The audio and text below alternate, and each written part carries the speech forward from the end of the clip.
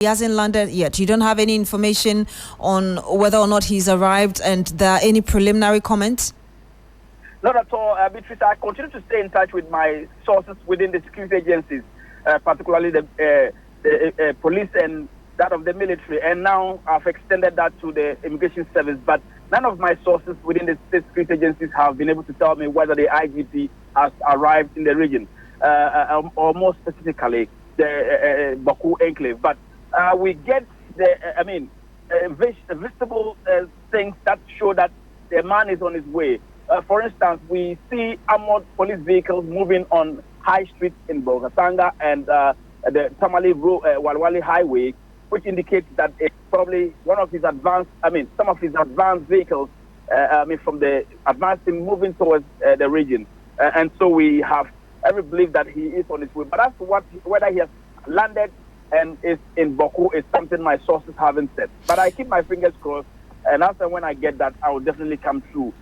Also, if he had landed, we would have heard of him because, like I stated, the Kusok Traditional Authority or the Kusok area, and its people have held the pressure where they've raised issues. And so I'm sure he would have gone there if he's around and would have tried as much as possible to see how best he can douse tension, especially at this very critical moment. I guess you're going to give us details of this press conference, but ahead of that, I said what happened yesterday wasn't enough. This afternoon we heard as well that the house of the Member of Parliament for Bawku Central had also been torched.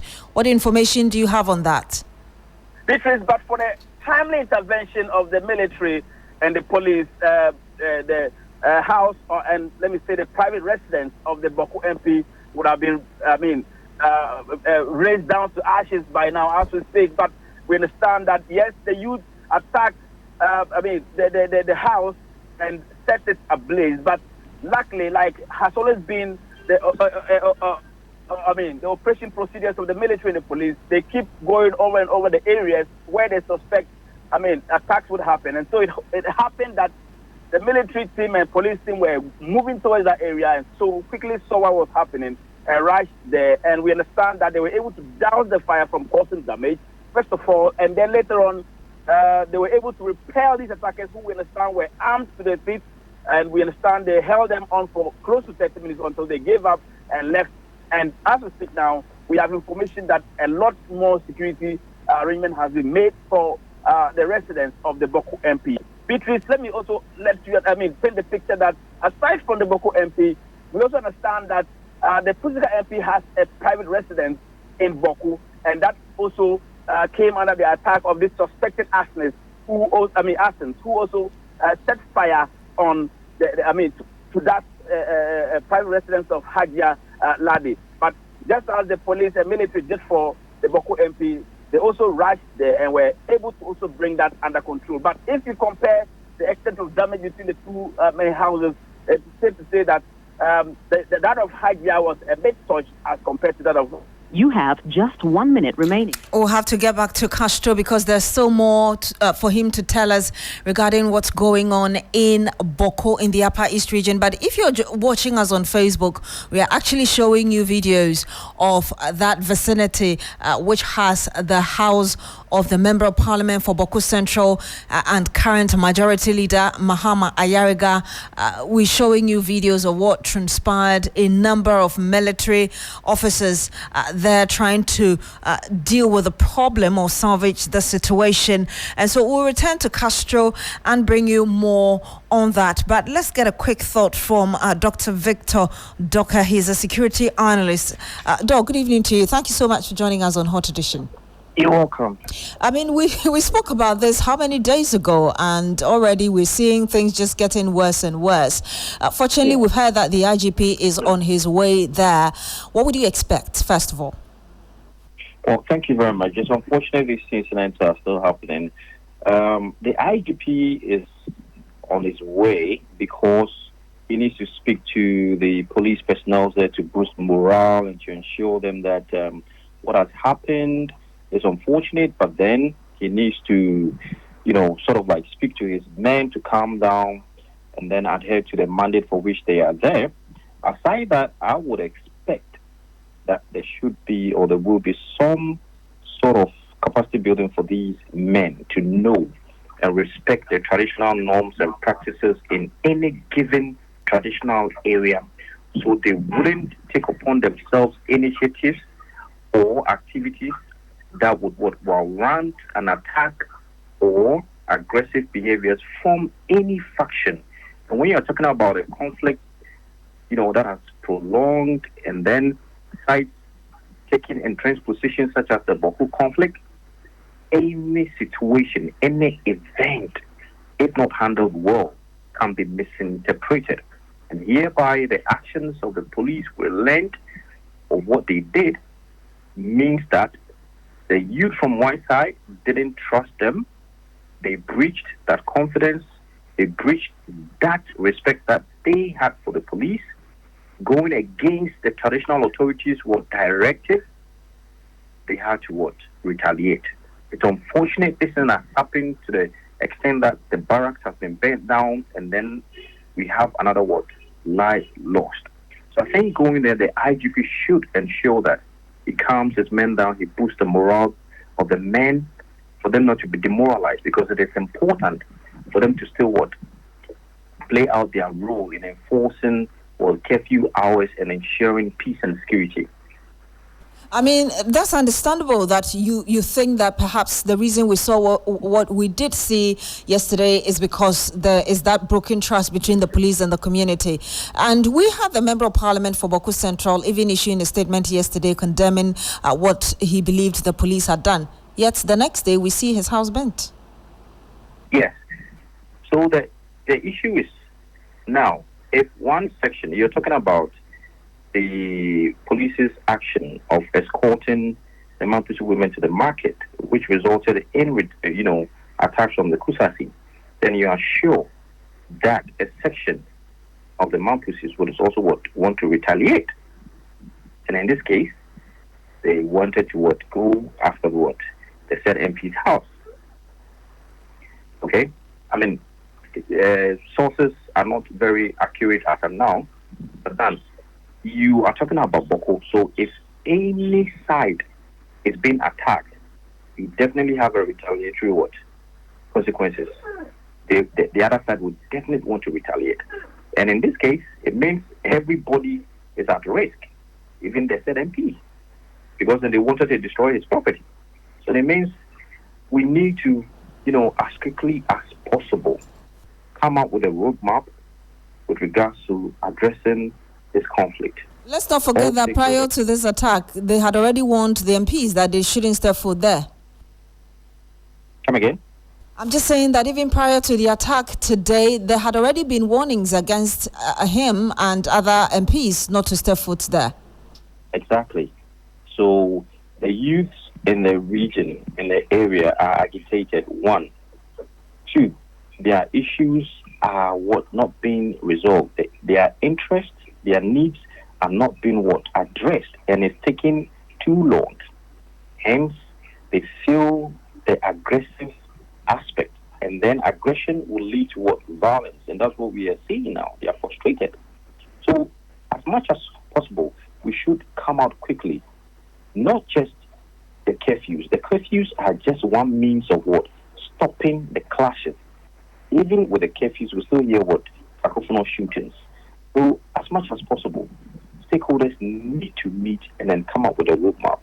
We need to assess the king, come up with a roadmap for all stakeholders to implement for this conflict to be addressed. Other than that, I'm sorry to say, this is what we are going to have. It's going to be cyclical. Aside from the stakeholders, which presumably would be people who are leading in terms of the factions, I believe, the young people who may be going out to carry these violent attacks could be listening. What would you tell them in order to ensure that there's cooperation from every corner?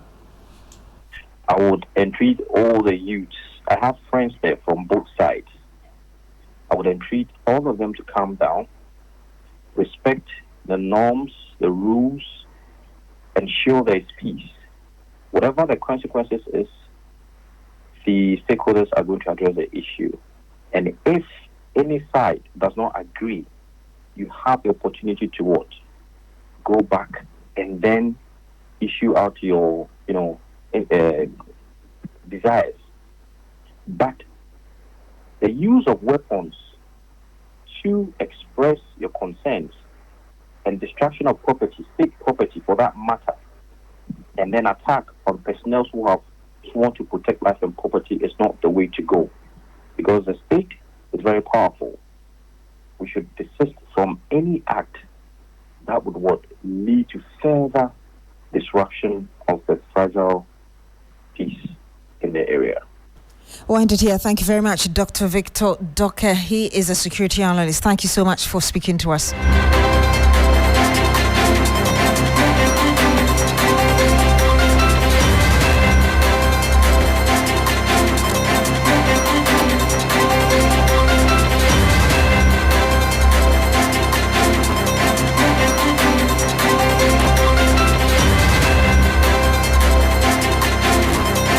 And I was telling you earlier that the Inspector General of Police was already leading a delegation to the Upper East region, precisely Bawku, to try and ensure cool heads prevail. Let me bring you a statement that was issued earlier today by the police administration, and it says the Inspector General of Police, Mr. Christian Teteyonu, today, 10th April 2025, leads a team comprising operations, investigation and intelligence officers to Bawku in the Upper East region to attain first-hand knowledge and assess the security situation on the ground. The Ghana Police Service, working with the Ghana Armed Forces yesterday, 9th April 2025, restored calm at Bawku following violence involving some youth of the town and police. It says one person, Fuseni Idrisu, unfortunately lost his life during the incident. 5 other persons, including 1 police officer and 1 immigration officer, sustained gunshot injuries and are on admission receiving medical attention. Some properties belonging to the police, including 2 vehicles and a rented police accommodation at Binduri, as well as houses of some of the police officers, were damaged. Security has since been intensified at Bawku and surrounding communities as joint police and military patrols continue.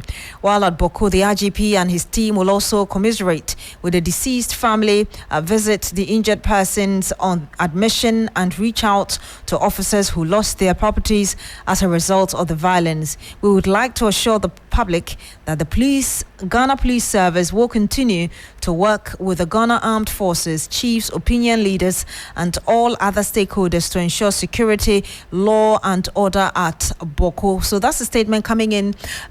It came in actually a bit earlier from the Ghana Police Service on the IGP's trip to Bawku. Let's go to back to Castro Senyala, who was giving us an update earlier. Castro, wanted you to finish on your thoughts and then wrap up the conversation. Right, Beatrice. So the other issue is that the coastal traditional area and its people have made calls that they want the government to find lasting solutions to the conflict. They are asking for an independent investigation into the conflict and also make sure that the rival chief in the town is taken out of the town. They've also said that they don't want to see their MPs in the area, and also they would not welcome any government delegation to the area until a lasting solution is found to the conflict. They said all this at a press conference held this evening. Quite interesting. Castro, briefly, are you able to tell us? Yesterday we heard the MP for Bawku Central, Mahama Ayariga, condemning the police for what had happened. And just less than 24 hours, we see his house burned. Have you had any information as regards why and those involved, even preliminary investigations?